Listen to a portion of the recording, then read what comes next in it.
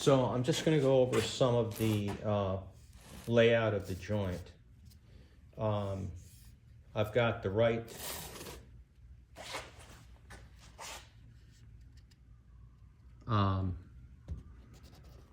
leg here, the correct leg. Then I've got the correct stretcher. Okay, and I'm just going to mark a rough 3/8 inch cut from the end.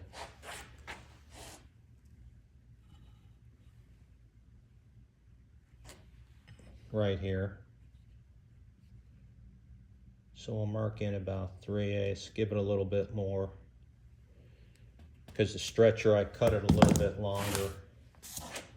Okay, and I'll just bring that line over.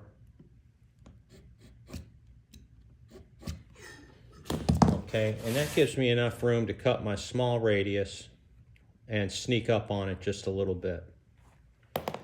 Now, notice that I've got this skewed off at an angle.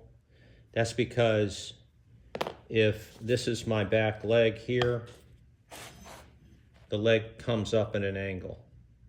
And that basically kicks the leg out on the back side a little bit. So I've got this angle, and I'm going to cut the dovetail tail into that angle. So I'm first marking the small radius, which is the inner part of this socket. Now, the next thing I'm going to mark is this outer point of the joint. And to get that, I'm going to take the micrometer and measure it pretty accurately with the micrometer.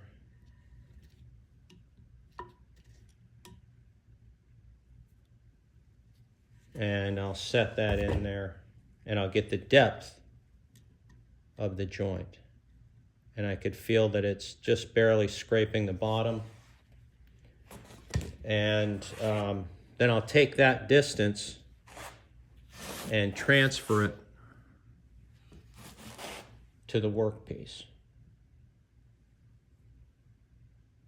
And I'll make that mark.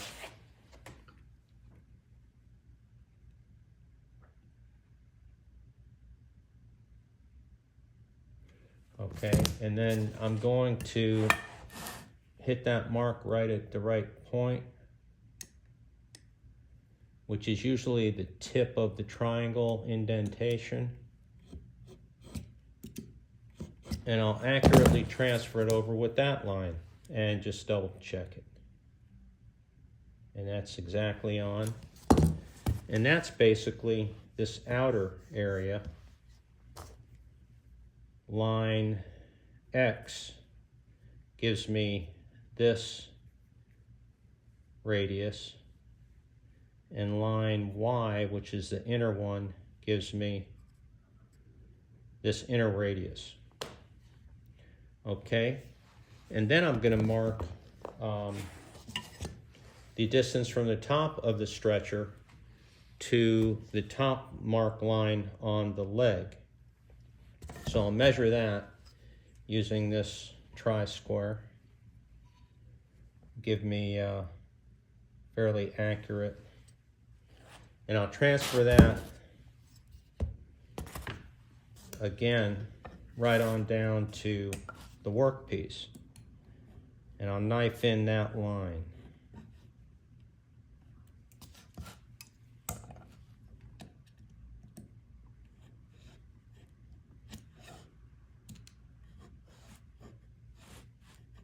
And that's going to be the top of the cheek.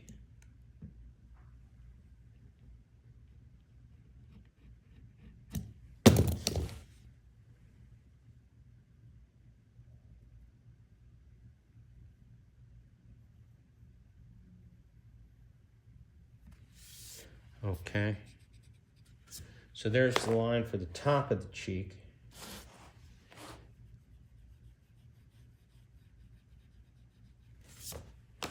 All right, and then I'm gonna knife in the line for the bottom of the cheek. And to get that, I'm gonna measure the dovetail width.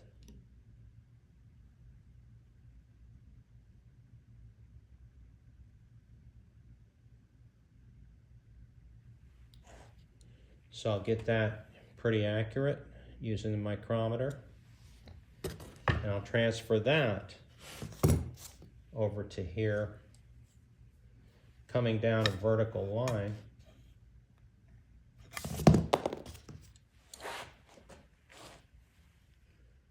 Okay, and I'll transfer that over using the micrometer, make the mark,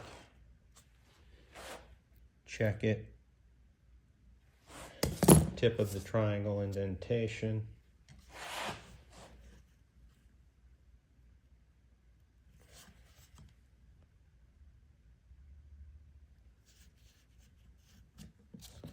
Just draw that line.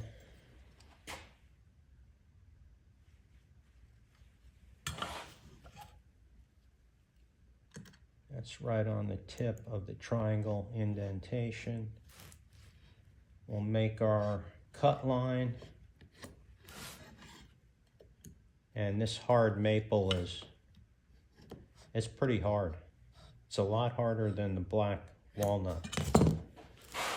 So then we'll knife that in.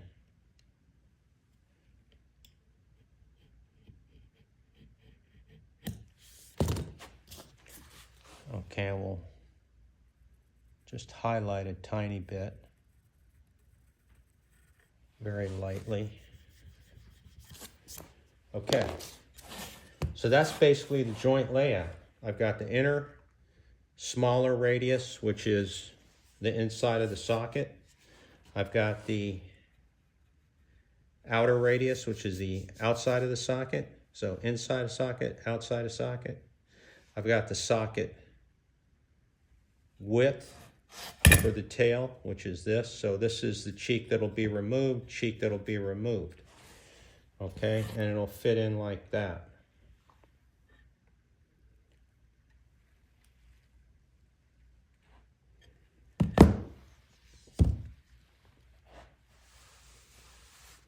Which is basically what I did on the other piece. And in order to enter this joint, you have to take away some of the material, which is going to be removed anyways. And basically, it will fit right into this tail and socket. So we fit it in like that, and it clicks in as it enters through that opening, and you could see it just come around that radius on both the inner and outer sides. And you can see the cheeks cut to the right width.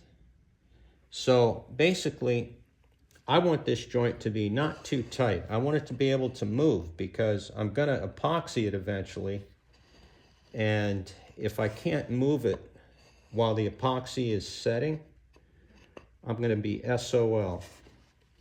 So then the piece will also exit through this cutout. So by making this cutout, you can see the actual dovetail angle in the socket, and it allows the circular tail to fit in at the bottom of the socket and then work its way in by sliding it through. Now there's something that's pretty unique that I'm going to show you that I wasn't sure what was going on, and it took me a while to figure it out. And that is the concept of a torus or a toroid, T-O-R-U-S or T-O-R-O-I-D shape. And that's basically what I'm cutting with the jig that I designed, is a torus. And I'll show that in the next video.